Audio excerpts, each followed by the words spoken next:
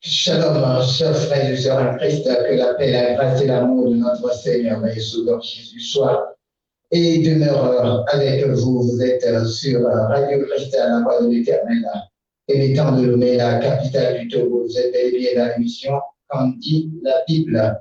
Et le thème toujours sur lequel nous débattons, c'est quel avenir pour notre monde qui chancelle. Et comme d'habitude, je suis avec la sœur Sabina Peyinaki et nous allons recevoir pour vous notre seul invité du jour, le pasteur Boniface Agoudabi, pasteur de l'Église Jésus-Christ, homme sauveur. Alors, avant toute chose, nous allons permettre à notre invité de bien s'installer en écoutant Ménia et le corps de Félix Sosa.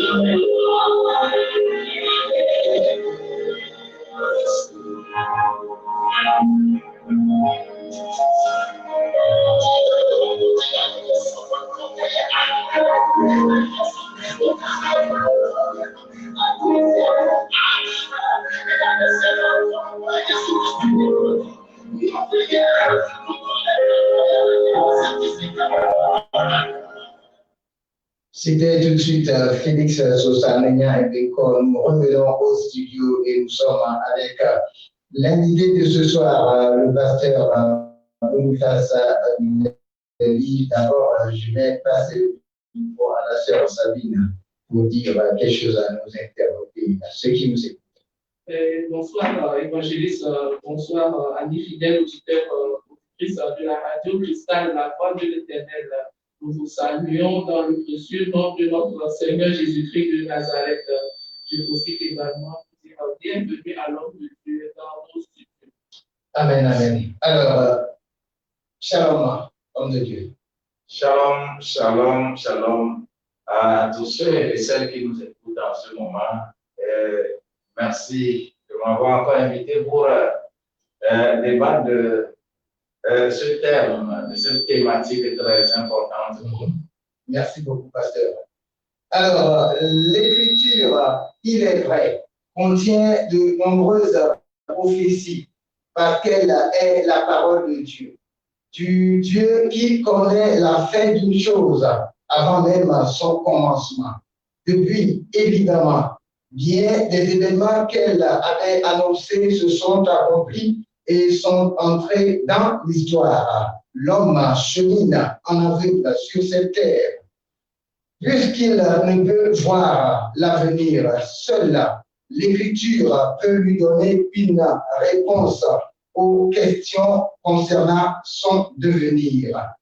Ainsi qu'il est écrit, nous avons la parole prophétique à laquelle vous faites bien d'être attentif comme à une lampe qui brille dans un lieu obscur jusqu'à ce que le jour ait commencé à luire. 2 Pierre, chapitre 1, verset 19.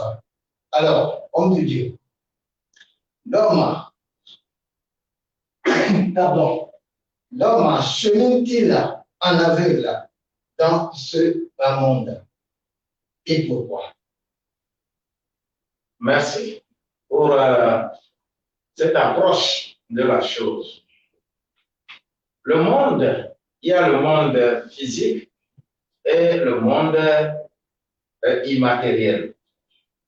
Et celui qui appartient à un monde physique écoute et voit et touche les choses physiques. Celui qui appartient au monde spirituel fait de même. Mais celui qui est dans un monde physique ne peut jamais toucher et voir les choses immatérielles. Alors, il faudrait d'abord quitter ce monde physique pour aller vers le monde immatériel pour apprécier de telles choses. Ce qui veut dire que celui qui est dans le monde immatériel, monde spirituel, va toujours qualifier d'aveugle celui qui est dans le monde physique. Puisque Jésus lui-même, quand vous lisez Matthieu 23, là, vous allez voir plein de ces choses là-bas. Pharisien aveugle, oui. C'est pour dire que Jésus leur a même dit qu'au moins, si vous acceptiez que vous étiez aveugle, mais moi je vous ouvrirai les yeux. Qui n'accepte pas. Mais vous dites que vous voyez, et c'est pourquoi vous demeurerez aveugle. Donc le monde physique ne peut qu'être aveugle des choses qui vont venir. Et pour être dans les choses qui vont venir, il faut chercher à être dans ce monde immatériel. Les païens essayent de devenir invisibles. Oui. Invisibles. D'ailleurs, il y a des gens qui possèdent la chose en eux. On n'a plus besoin de prononcer une parole avant de devenir invisible. Il suffit que ton cœur saute, c'est fini, tu deviens invisible. Parce qu'ils ont pris quelque chose, ils ont avalé quelque chose. Et cette chose-là demeure en eux. Toi, on te demande d'avaler le Saint-Esprit. Toi aussi, reçois le Saint-Esprit. Avale ça, reçois ça. Et tu pourras maintenant apprécier les choses immatérielles. Si tu l'acceptes, eh bien, tu ne seras plus aveugle. Mais si tu ne l'acceptes pas, tu demeurerais toujours aveugle.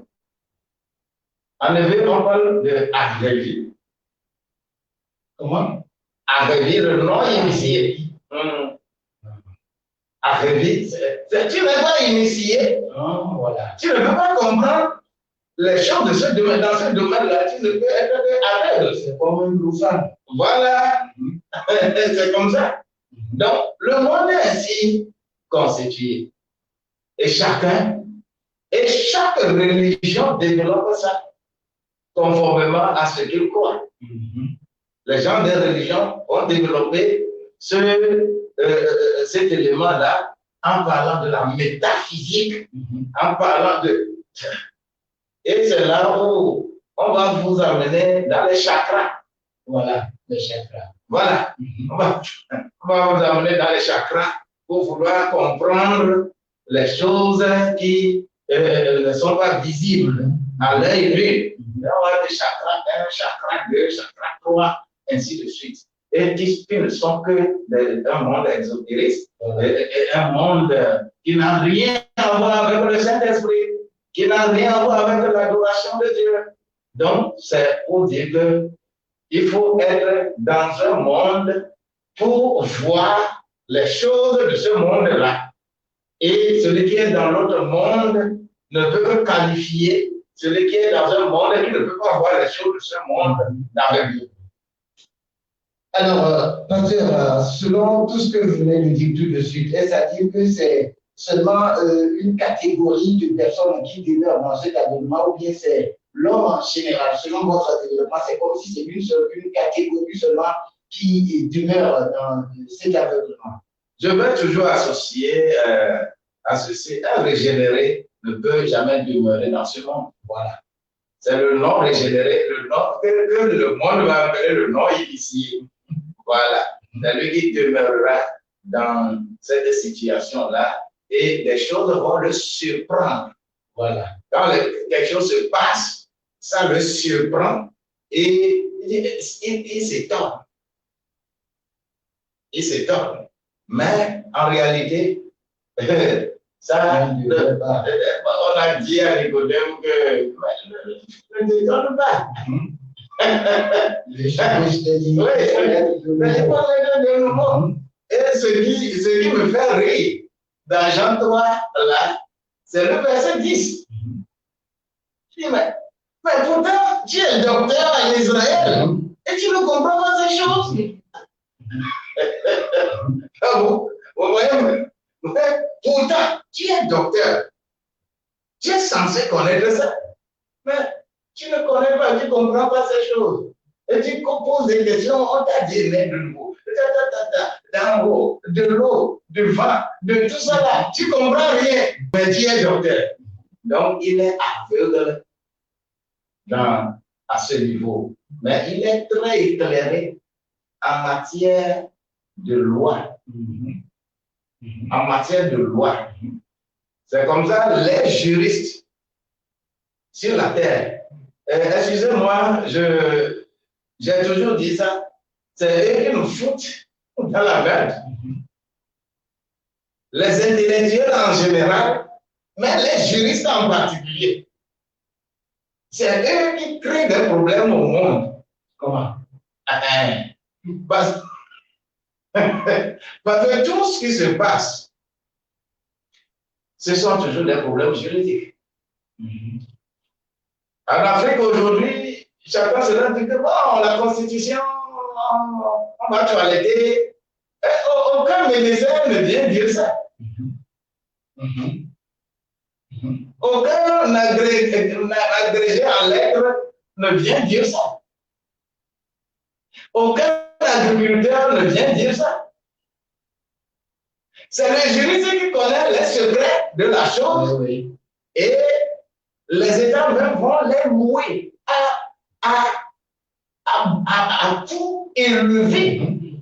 Ça, c'est clair. Pour dire que, bon, quand on a dit que ça, c'est quel mandat, on va même t'attendre. On dit, oh, ça, c'est le premier mandat de la deuxième, alors que la République n'a pas changé.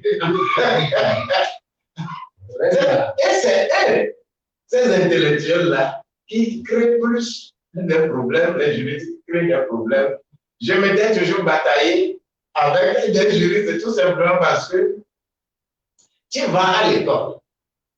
Quand tu veux écrire un mémoire, que tu sois agriculteur, tu veux faire ingénieur en agriculture, tu veux écrire un mémoire, on t'impose le plan des juristes.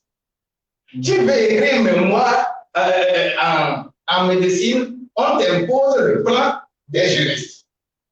Tu veux écrire en gestion, en économie, on t'impose le plan juriste. Dieu merci qu'aujourd'hui, progressivement, les écoles comprennent davantage cela et que dans chaque domaine, il faut qu'il y ait un plan.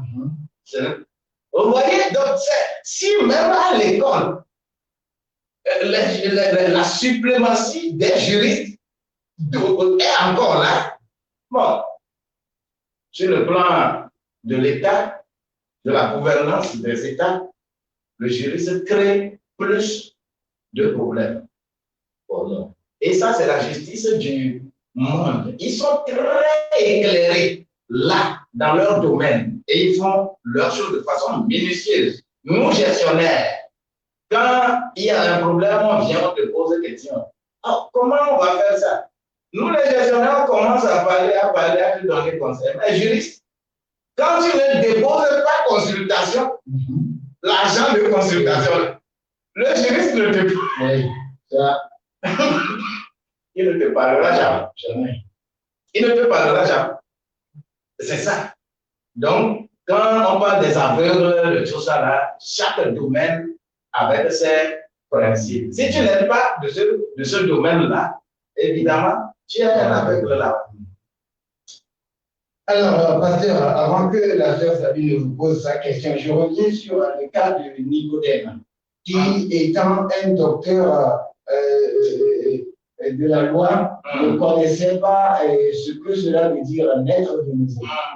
Alors, à l'instar de Nicodème, si nous prenons nos pasteurs ou nos dirigeants d'église d'aujourd'hui, est-ce qu'il y a des gens qui sont à l'image de... Est-ce qu'on peut dire qu'il y a des gens qui sont à l'image de Nicodème au temps de Jésus, qui étant le maître de la loi, bien connaissant la loi, ne maîtrise pas ce que cela veut dire naître de nouveau? C'est pourquoi on dit, c'est pourquoi Osée, lui, l'avait annoncé depuis que mon peuple périt faute de connaissance. Le menuisier, pour devenir menuisier, il a appris, ou bien, oui. Le forgeron, pour devenir forgeron, il a appris. Et chaque domaine a ses principes. Ce que nous avons dans nos espaces sur la terre aujourd'hui, c'est que personne ne veut apprendre ce que c'est apostolo avant de crier qu'il est apostolo. C'est vrai. Oui. On ne veut pas apprendre et comprendre quel est le rôle vrai du pasteur. Tu es pasteur. Pourquoi on dit, tu es pasteur, tu n'es pas évangéliste, tu n'es pas docteur, tu n'es pas ceci. Personne ne veut apprendre. Parce que toi aussi, tu as prié, quelqu'un est tombé. Donc, Dieu t'a appelé. Automatiquement. Oui, oui, Dieu t'a appelé. Et d'ailleurs, c'est ce que le peuple aime. Quoi? Prier quand vous priez, quelqu'un tombe. Hey!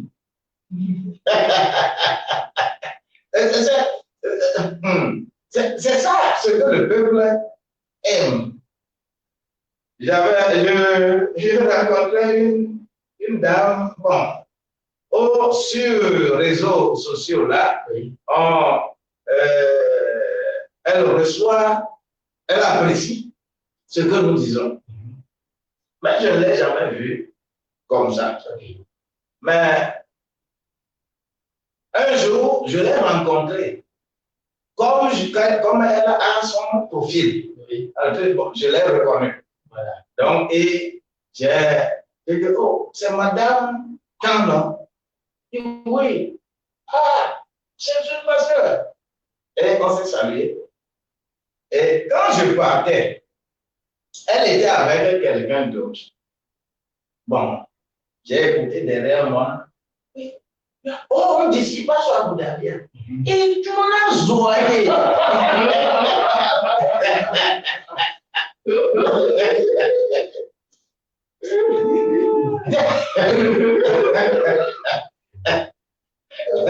Mais bon, c'est ce que j'ai écouté, et moi, c'est parti. Vous savez, le monde là aime ça. Et l'image, je vais vous étonner un peu, l'image de cela se passe depuis les bancs d'école. Vous savez, à l'école, les filles n'aiment pas les garçons timides. Oui. Les filles aiment les garçons qui les taquinent. Ouais. Qui touchent leur sein, qui touchent leur fesses.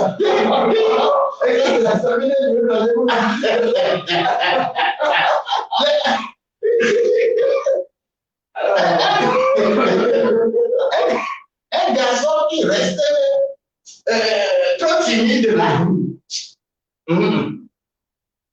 Les filles ne les aiment pas. Le monde même, c'est comme ça. C'est conçu. Celui qui est bouillant dans des choses terrestres là, oh, les gens aiment. On aime beaucoup. On aime beaucoup ça. Et on est dedans. Donc, si toi, tu n'es pas dans des choses bouillantes, il faut savoir que c'est normal que cela soit ainsi. Le monde me met comme ça. C'est ce monde qu'on nous demande de transformer. Merci beaucoup, pasteur. Tout de suite, je vais permettre à la sœur Sabine de faire sa question. Merci, évangéliste. Pasteur, comment un enfant de Dieu peut-il vivre dans ce monde? Waouh! C'est en vivant dans ce monde qui chancelle qu'on le qualifie d'enfant de Dieu. J'avais déjà dit ici que c'est parce que la nuit est là qu'on voit étoiles. Quand la nuit n'est pas là, on ne peut pas voir étoiles. Et aujourd'hui, ce que le monde appelle étoiles, c'est-à-dire stars, c'est les plus dépravés. C'est-à-dire qui font bouillonner le monde. Voilà. Et qui inventent des modes de dépravation. C'est vrai que le monde appelle star. Oui. Parce que quoi? Ils sont en train de briller selon ce qu'ils veulent. Mais toi, il faut briller selon Dieu. Voilà. Quand tu lis correctement 1 Corinthiens 15, là, on va voir les corps célestes. Oui. Les corps célestes, il y a telle étoile qui brille plus que telle étoile, ainsi de suite. Est-ce que vous voyez ces choses plus que normales qui est des problèmes qu'on reconnaisse l'enfant de Dieu. Alors, pasteur, vous dites que c'est en vivant dans ce monde, qui chancelle, qu'on appelle enfant de Dieu. Et qu'on va apprécier l'enfant de Dieu. Quand beaucoup de gens dansent d'une manière mauvaise, mais même sans le savoir, Mais toi, si tu rentres dans la danse et tu commences à danser d'une autre manière, et vous allez vous rendre compte que ceux qui dansaient comme ça, là, vont commencer à te regarder. À te regarder. En tout cas, moi, je me rappelle des années 76, 77, 78, où il y avait rock and roll, reggae, la salsa, où on était encore le Kadelia Boudjaja. Wow. C'était intéressant parce que on savait danser. Oh, danse. Et les filles vont discuter. Voilà. Ah, apprends-moi à danser là. Apprends-moi rock and roll là. Comment on fait les pas. Salsa, comment on fait les pas. Et apprends-nous. Nous, on devient chouchou. Des filles. Et en ce moment-là, tu es quoi? Tu es une représentation différente des autres qui ne savent pas faire ça. Ça, là, ce sont des exemples du monde. Mais avec le Christ, tout le monde ne voit pas. Mais toi, tu vois. Et tu dis que c'est comme ça. Alors, tu es quoi? Tu es étoile. Et c'est ce que d'ailleurs Platon a fait pour qu'on parle de la révolution philosophique. Platon, parce que quand nous prenons les Socrates n'ont pas écrit. Ils avaient leurs élèves, les Platon et autres. Et chaque fois quand les gens parlent, on dit le maître a dit. Socrate a dit. Le maître a dit. Le maître a dit. C'est un jour que Platon va se lever pour dire, mais le maître a dit, toi tu ne réfléchis pas. Toi tu ne réfléchis pas. Et c'est à travers ça parce qu'au prime abord, c'est Socrate seul qui est l'éclairé. C'est lui seul qui peut bien réfléchir. C'est lui la star.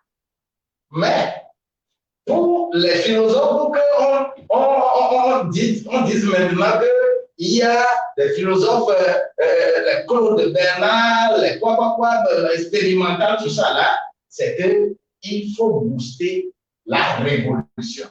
Et Platon a été celui-là qui a boosté cette révolution-là. Et cette révolution par rapport à la parole de Dieu, Jésus-Christ est venu booster une révolution. Les gens comprenaient les choses de façon juridique. La loi a dit, la loi a dit, la loi a dit. Quand on veut faire quelque chose, on va aller regarder dans la loi. Quand on veut faire quelque chose, on va aller voir dans le rouleau. Mais Jésus vient et il dit que on a écrit dans votre loi, mais moi je vous dis. Et ce qu'il dit là, souvent ce n'est plus matériel. Voilà. Là, il décrit que tu ne commettras point d'adultère. Mais moi, je vous dis, que quelqu'un qui regarde à combattre, il a déjà commis l'adultère. Quand on amène les deux personnes là devant le tribunal des hommes pour les juger, quelqu'un l'a pris en flagrant délit. L'autre, on dit qu'il a admiré la femme de prix et on les amène les deux devant le tribunal. Mais le tribunal va dire, mais allez vous foutre. Si vous ne voulez pas qu'on voit votre femme, allez rester très loin. Le tribunal, c'est sûr que le tribunal va passer ça là. Ça avec des machines. C'est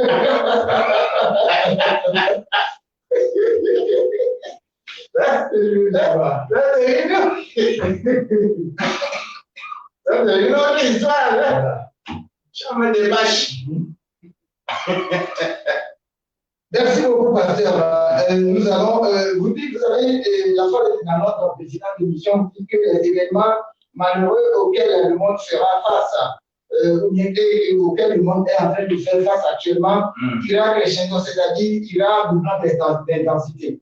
Alors, y a-t-il quelque chose à faire pour remédier à ce bien? Dieu est-il en train de demander des choses à l'humanité, à faire d'apaiser cette situation, bien ces événements rencontrés sont inévitables? Je martèle encore cela, que au fur et à mesure que les humains deviennent plus nombreux sur la terre, on ne peut pas se départir de la dépravation. C'est pourquoi, écoute bien, c'est pourquoi il y a parmi les indices de développement d'une ville, la criminalité. Oui. La criminalité est un indice de développement d'une ville. La dépravation est un indice de développement social d'une ville. C'est pourquoi une ville, regardez, on ne parle que des églises. Hein. On ne parle que les églises fleurissent trop. Mais comptez le nombre de bars et de bistrots, on n'en parle jamais, par rapport aux églises. Comptez ça. Bars, bistrots, comparé au nombre d'églises. Quel est le nombre? C'est les bars. Parce qu'on pense que c'est une activité qui va donner du bien aux populations. C'est une activité commerciale. C'est le développement. Mais l'Église, on dit non. On dit non. Moi, je serais à la place de l'État. Et je l'ai toujours proclamé, étant expert en finances locales, que chaque église doit donner une taxe à la municipalité. Vous ne pouvez pas œuvrer dans un domaine donné, sur un territoire donné, et ne pas participer au développement financier de ce milieu-là. Surtout lorsqu'on parle de la décentralisation, là, l'Église est en train d'œuvrer là. Même si c'est une petite taxe, comme on dit, vous aussi contribuez de cette manière-là, c'est encore un autre moyen, normalement, pour l'État, pour gérer les collectivités locales. C'est une bonne chose. Comme ça, l'Église aussi s'épanouit. Et l'Église va participer également au niveau spirituel, au niveau social, au niveau économique, au niveau financier, au développement de la nation. C'est une appréciation. C'est une idée que j'ai toujours extériorisée partout où je vais. N'en déplaise à qui? Non, c'est normal. Nous sommes dans ces milieux, nous faisons activité dans le milieu, bon, il faut contribuer. Une église qui s'installe dans un milieu donné doit participer au développement économique et social de ce milieu-là. Et doit travailler avec les autorités de ce milieu. Et c'est pourquoi dans mon ouvrage qui sort maintenant, il y a les autorités décentralisées du milieu qui sont élues par les populations du milieu, les autorités déconcentrées du milieu, nommées par le pouvoir central. Maintenant, les autorités déconcentrées de Dieu, qui sont les 5 ministres de Dieu, et les autorités décentralisées de Dieu, qui sont les anciens, les diacres, les présidents des départements, qui sont souvent élus par les membres de l'Église. Et chaque autorité a son rôle à jouer. Que l'autorité déconcentrée de Dieu ne se mêle pas dans l'œuvre de l'autorité déconcentrée de l'État. Parce que les rôles sont partagés, chacun a son domaine et qui doit agir dans son domaine. Pour que ce que nous appelons l'apaisement du milieu, pour amener une petite solution aux problèmes sociaux que nous rencontrons dans nos milieux. Chacun doit jouer sa partition. That is. Alors, pasteur, je crois que je vais revenir sur mon truc là. Est-ce que ces événements vont doubler en intensité? Et pourquoi cela devrait doubler en intensité? Je dis oui, ça va doubler, ça va quadrupler. Parce que l'être humain se multiplie sur la terre. Point. Depuis la nuit des temps, c'est comme ça. Depuis la création, c'est comme ça. Donc c'est à cause de la croissance de l'être humain sur la terre. Oui, la croissance de l'être humain sur la terre, chacun veut manger. Si on veut manger. Chacun veut manger. Qui ne veut pas manger? Les ressources sont limitées. Les besoins sont illimités. Chacun se bat pour satisfaire ses besoins. Les statistiques, par exemple, aux États-Unis, aujourd'hui, le pays là, on dit que c'est Eldorado et que les gens vont là-bas pour travailler, pour avoir de l'argent et envoyer aux gens ici. Si on parle des États-Unis, qu'aujourd'hui, on parle des milliers, des centaines de milliers de chômeurs. Comment serait-il? En Europe, auparavant, c'est les Noirs qui lavent les vaisselles. C'est les Noirs qui lavent tout cela qui faisait ce travail. Mais aujourd'hui, vous allez voir les Blancs qui sont là pour faire le travail. Parce que le monde aujourd'hui évolue. C'est pourquoi la communauté internationale va parler de ODD, développement durable, les outils du développement durable. Et on va mettre ces objectifs-là en pilier, ainsi de suite. Tout simplement pourquoi? C'est parce qu'il y a des problèmes. Il faut chercher à les résoudre. Et le monde va mettre ses, comment l'appelle-t-on, ses stratégies pour vouloir résoudre. Au Togo, on parle de l'émergence 2030. C'est ça. Et on parle de PND. Pourquoi on parle de ça? Ce qui est devant, on dit qu'on va créer 500 000 emplois, on va faire tel nombre d'emplois. C'est pour résoudre les problèmes sociaux. C'est parce que les gens deviennent plus nombreux, que chacun veut chercher à manger, que la dépravation continuera. Les problèmes continueront, les problèmes sociaux continueront. Moi, je veux manger, toi aussi tu veux manger. Voilà. Donc, autour des choses matérielles, des choses physiques. Et vous voulez que chacun n'a qu'à être docile? Non. Le monde, ce n'est pas ça.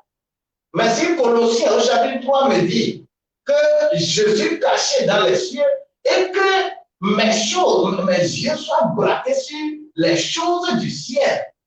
Et c'est en ce moment que quand Christ paraît en moi, je paraîtrai dans la gloire. Colossiens 3, verset 1 à 5.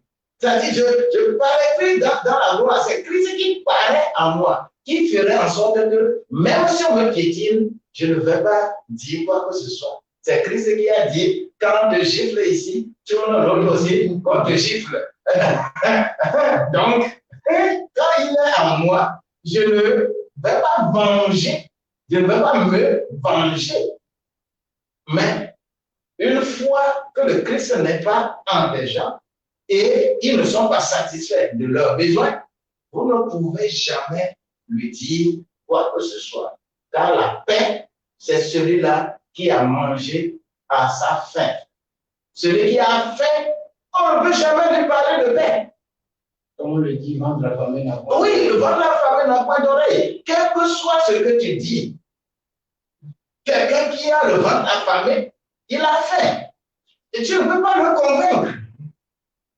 C'est tout comme quelqu'un qui est dans l'eau en train de noyer. On ne reste pas au bord de la rive en lui donnant conseil. Fais comme ça, tu vas sortir. Non. Sautez dedans. Sauve-le d'abord. Et après, tu lui donneras des conseils.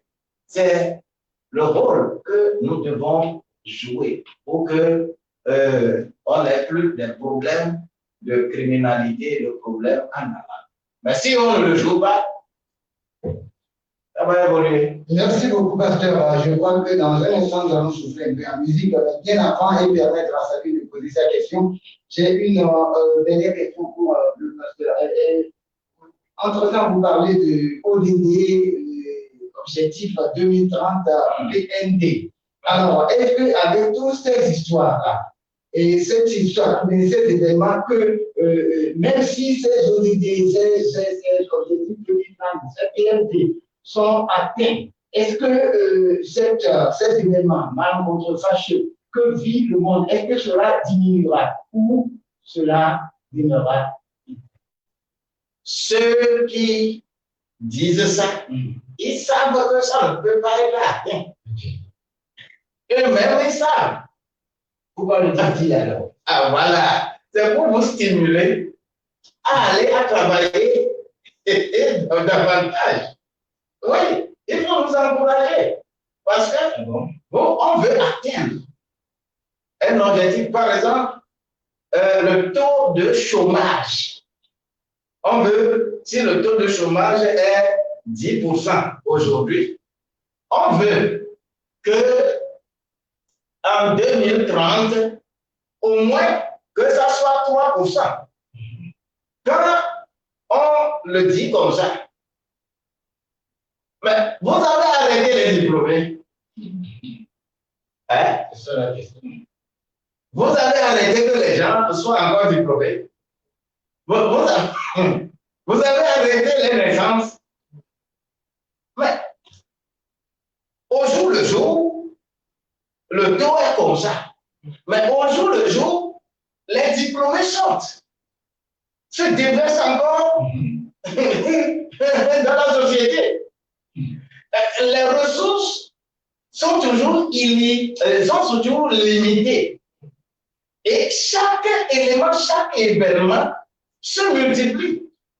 Ce n'est pas pour rien que Macron dit qu'on n'a qu'à limiter les naissances. Mais c'est un faux problème aussi. Tout simplement parce que l'économie d'un pays, c'est la population. Voilà. Si le Nigeria est la première puissance de l'Afrique, c'est par rapport à sa population. C'est parce que les gens sont nombreux que chacun se bat pour travailler, avoir de l'argent, qu'on va parler du développement. Mais quand vous voulez qu'on freine les naissances, cela veut dire que vous avez des problèmes. Même nous-mêmes individuellement, dans nos maisons, lorsque tu refuses la charge des humains, eh bien, les ressources aussi te refuseront. Mais lorsque tu prends en charge quelqu'un pour lui donner coup de main, les ressources viennent. Tu ne vas pas savoir comment ça est. Merci beaucoup, pasteur. Alors, comme je le disais tantôt, nous allons souffler un peu en musique en vous applaudissez déjà des deux éclats et nous revenons.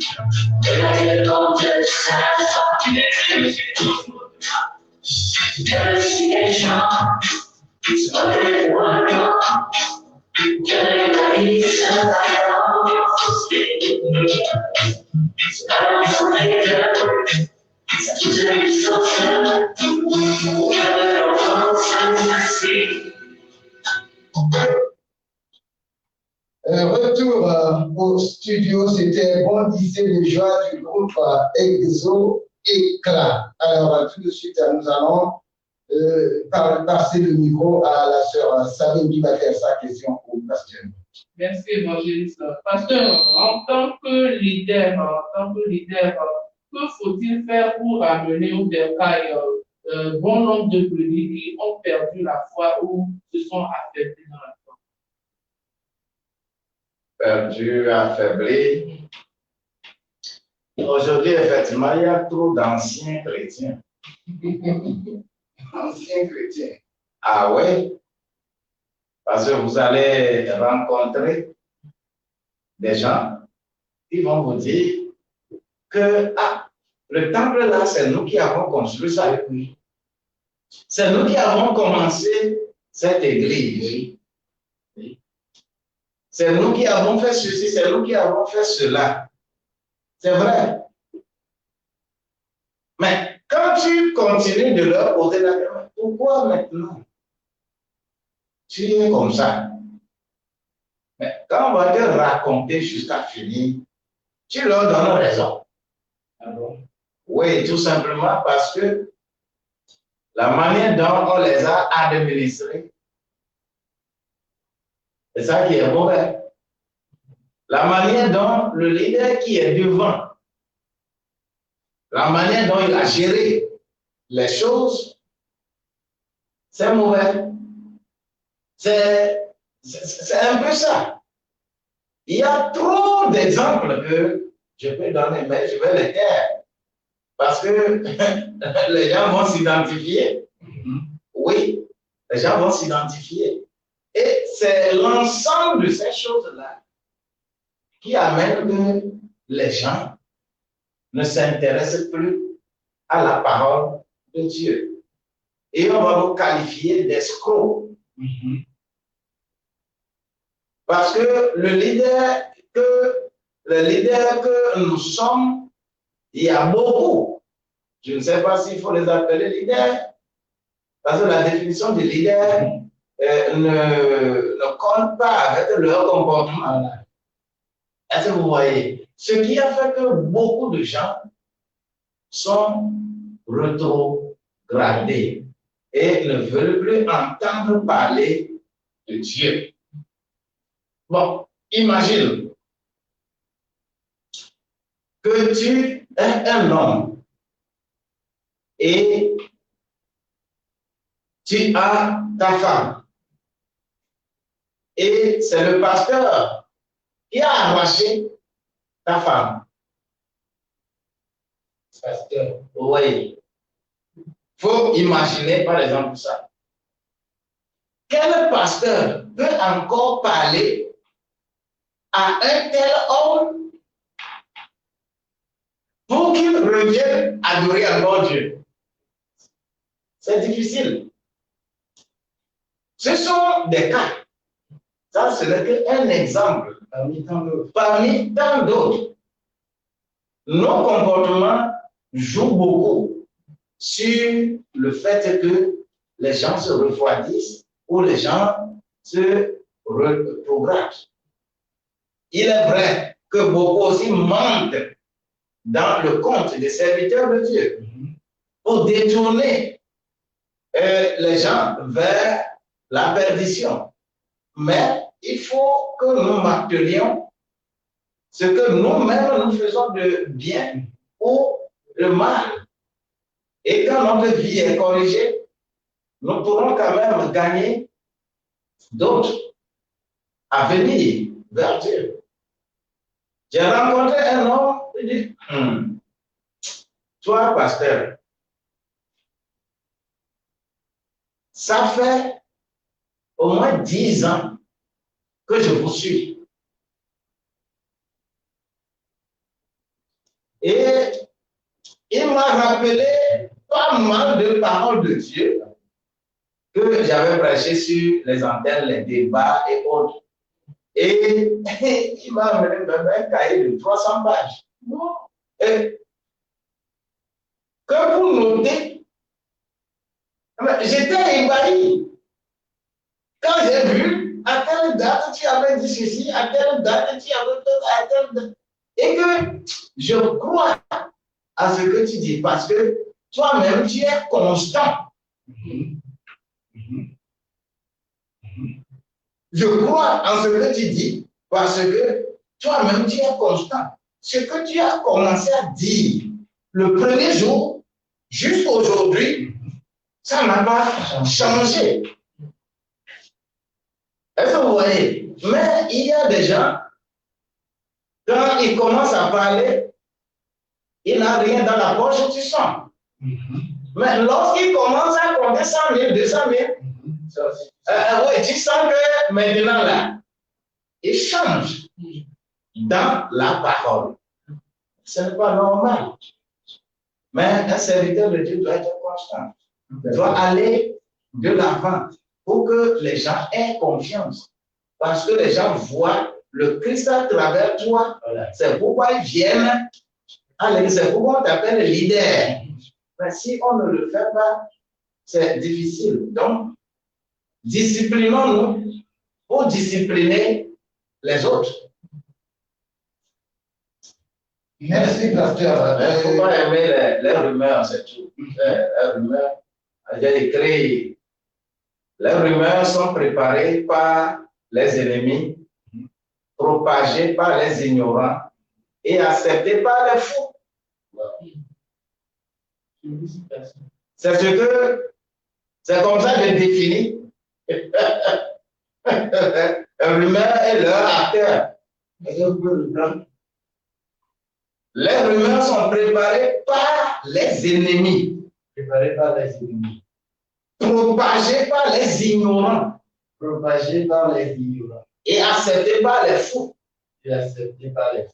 Hein? J'écris ça, je mets ça dans mon bureau. Quand quelqu'un vient lire, je dis, mais es-tu mon ennemi? Ou es-tu ignorant? Ou bien es-tu fou? Lequel tu prends dedans? Les gars disent, ne prennent rien. C'est complètement ignorant.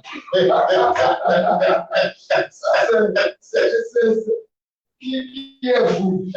Personne ne veut prendre. Alors, parce que tout de suite, dans ce que vous venez de dire, est-ce que ces personnes qui peut-être ont été déçues par ces leaders entre guillemets, ces pasteurs entre guillemets, et qui ont rétrogradé, ou bien qui ont fait naufrage par rapport à la foi, est-ce que ces personnes ont raison de rétrograder ou bien de faire naufrage à la foi parce que, ayant été déçus par celui qui est supposé le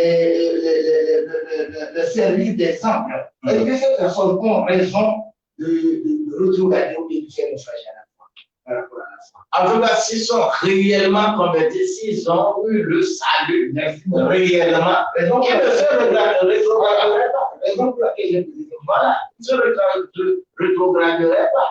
C'est parce que eux-mêmes, ils sont venus goûter, ils n'ont pas mangé, ils ont goûté, et qu'ils sont sortis. Et le diable envoie aussi beaucoup. Le diable envoie aussi beaucoup. Dans nos églises, le diable envoie beaucoup. Il y a des gens qui viennent, qui sont des agents de l'ennemi. Et rien ne peut venir, oui, détruire. Nous en avons connu aussi beaucoup. Oui. C'est pourquoi on peut parler des fils de la perdition. Voilà. Il est venu pour créer pour une mission. Et comme le diable ne démissionne jamais, le diable ne démissionne jamais. C'est quand tu serais à la tombe, il va te quitter pour rentrer dans un autre endroit. Il te poussera jusqu'à ce que tu sois détruit d'abord. Si tu ne veux pas exécuter ce qu'il t'a donné comme mission, eh bien, tu vas rester là et tu vas mourir. Et lui, il sort. Il est esprit. Voilà, pour aller vers encore un autre, pour continuer sa mission. Chaque entité veut des adeptes pour son royaume. Le diable veut des gens, Dieu veut des gens. Et c'est ça, ton esprit et ton corps. Le corps a besoin de l'âme. Je veux que tu sois avec moi. Tu sois avec moi. L'esprit reste pour lui, ne discute pas. Mais c'est l'âme même qui décide que je ne veux pas aller là-bas, je vais aller vers l'esprit. Mais le corps, lui, il te fait la cour, il te tient. Viens. Quand il va dire 1000 fois viens, l'esprit dira une fois viens. C'est à toi de savoir où aller pour avoir ce salut et ne pas te rétrograder. Merci beaucoup, pasteur. Je me rappelle ce que vous venez de dire. J'ai posé cette question pour voir ce que vous avez dit. Vous avez effectivement répondu à la question. Je me rappelle, entre-temps, c'était, je crois, en 2001, où je devais travailler aux côtés d'un homme de Dieu. Alors, je me rappelle quand j'étais arrivé premièrement, à un moment, il m'a arraché le micro en plein culte. Voilà. Il m'a arraché de façon violente. Bon, et ne fais pas selon ce qu'il fait. On va t'arracher.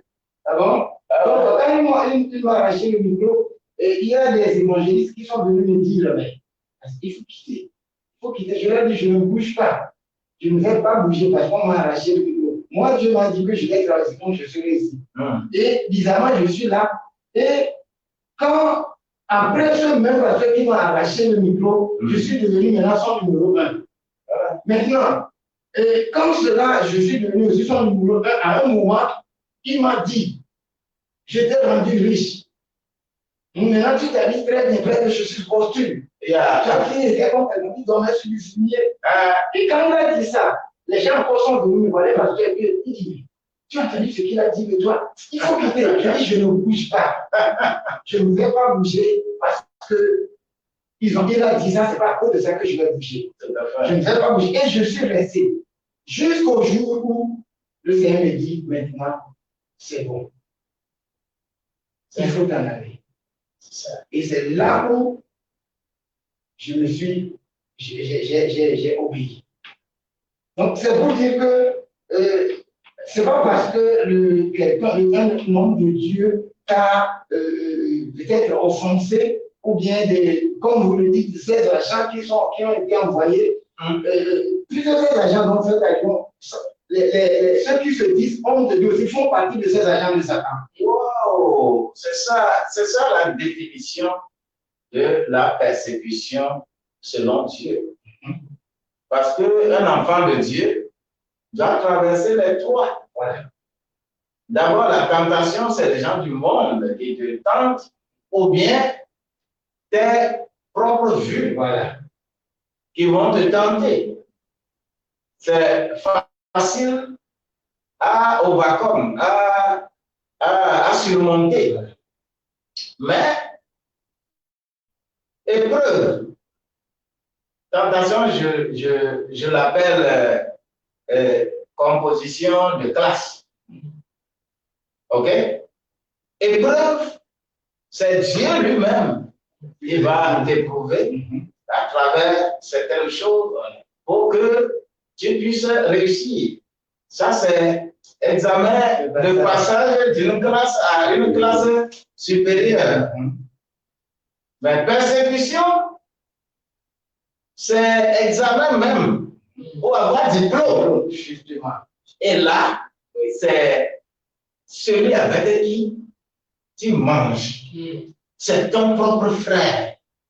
C'est ton pasteur. C'est ton diable. C'est ton ancien. Quelqu'un avec qui tu es bien. À l'église, là. C'est lui qui persécute. Voilà. C'est lui. Et Dieu va l'utiliser pour te faire grandir. Absolument. Oui, oui. Parce que la manière dont tu vas apprendre pour avoir le CPD, ce n'est pas la même manière que tu apprends pour avoir le BPC. Ce n'est pas la même manière que tu apprends pour avoir le bac. Ainsi de suite. Donc, ces trois éléments sont sur la route. Et que nous devons être conscients pour que les gens qui nous entourent, que notre vie les impacte à la matière pour que le monde ne soit pas dominé par la dépravation ou chanceler. Merci beaucoup. Alors, je vais laisser le son à Sœur Sabina de faire sa nouvelle question. Merci. Et, pasteur, vous avez parlé de plusieurs cas des fidèles, des chrétiens qui sont rétrogradés dans la foi. Comment arrivez-vous à prendre en charge ces personnes-là? Il le faut. Il est écrit dans Matthieu 18, le processus. Le processus, si un frère vient à faire quelque chose qui ne soit pas bon là, il faut l'appeler, seul d'abord. Et si celui-là accepte, Dieu merci, tu l'as gagné pour le Seigneur. Mais s'il refuse, appelle quelqu'un d'autre pour s'ajouter à vous, pour faire la même chose. Si vous écoute, Dieu merci. OK? Maintenant, s'il ne vous écoute pas, on dit de ramener l'affaire là devant l'assemblée. Là, vous êtes dans une même assemblée, ça. et devant l'Assemblée. Et lorsque l'Assemblée va dire et que la personne ne va pas encore accepter de considérer celui-là comme étant un public. OK? C'est-à-dire un païen. Maintenant, la question est de savoir, tu es là pour convertir qui? Pour convertir les chrétiens. Tu considères la personne comme païen. OK? Mais c'est maintenant que ton travail recommence. Voilà. Parce que c'est les païens qu'on t'a demandé d'aller évangéliser. Donc tu dois maintenant prier. Tu dois demander à Dieu. C'est un recommencement. Un recommencement. Pour que quelqu'un ne soit pas considéré définitivement comme dit que lui là, il a rétrogradé. Continue toujours de faire de ton mieux pour que les rétrogradés viennent vers le Seigneur. Il faut prier pour eux. Il faut prier, intercéder en leur faveur. De temps en temps, de telles personnes, il y a d'autres prières qui sont également utilisées que de temps en temps, les femmes peuvent faire. D'un homme qui vadrouille, d'un homme qui ne reste pas sur place. Mais si tu l'insultes, si tu te bagarres avec lui, ça ne va pas amener la solution. OK? Mais il faut prier pour lui.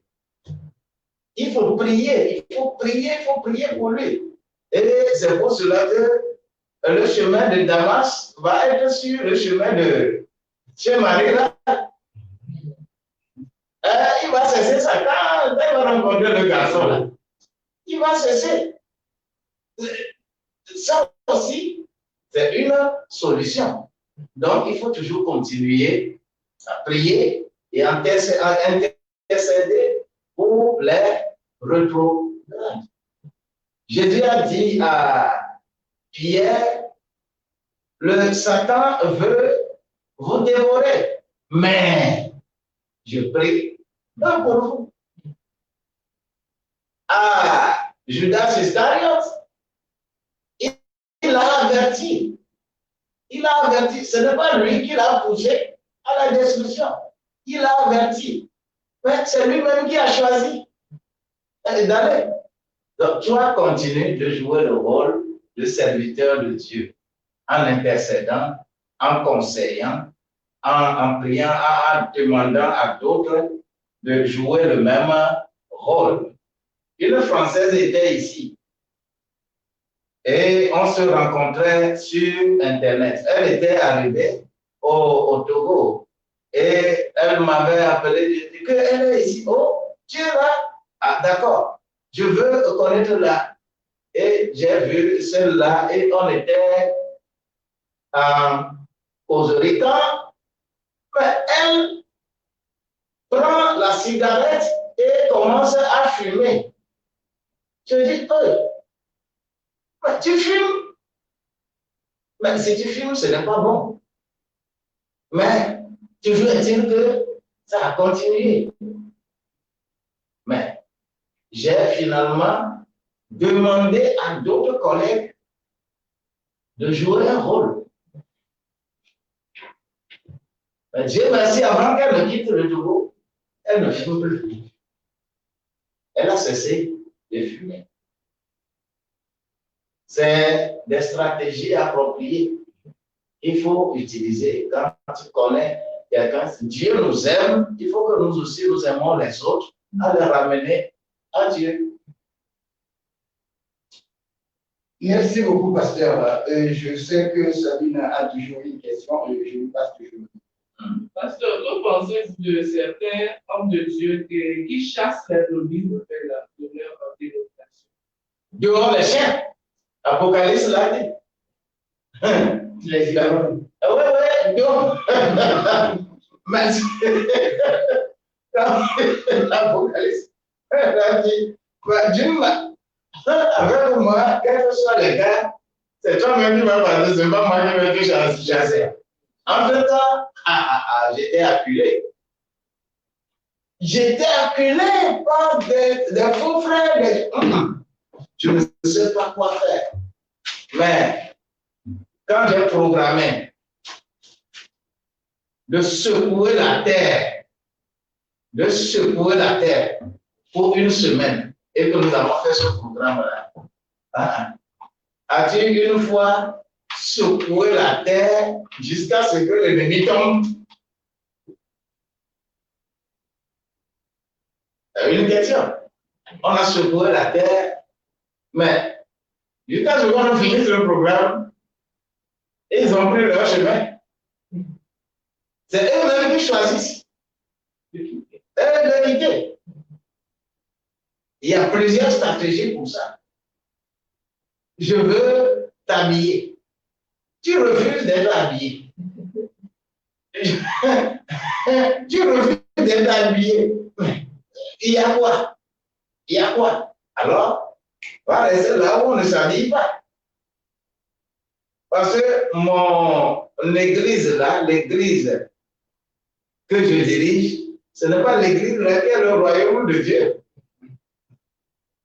Peut-être, je n'ai pas le talent nécessaire pour te convertir. Il y a plein d'autres temples. Va ailleurs.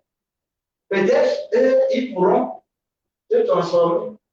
Si je fais, tu as quitté mon église, tu as quitté la vie. Non.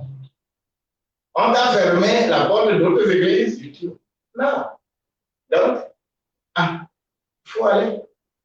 Aussi, d'une manière ou d'une autre, nous faisons ces choses-là. Que tu le dises physiquement à la personne ou que tu ne le dises pas, il y a plusieurs manières pour que les hommes se décident d'être corrects avec Dieu. Ok, pasteur, merci beaucoup. Alors, notre monde qui est en train de chanceler, les événements qui sont en train de se produire, Voilà. nous disent que ce monde viendra un jour à sa fin. Est-ce que cela est inévitable? C'est la Bible qui le dit. Pourquoi vous me demandez que ça ne va pas être? Oui, parce que les gens le disent. Hein?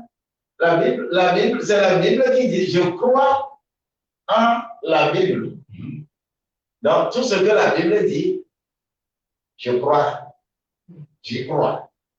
Si on dit qu'un jour, ça va arriver à la fin, ce n'est pas moi qui vais dire que ça n'arrivera pas. C'est comme le cas de l'enfer.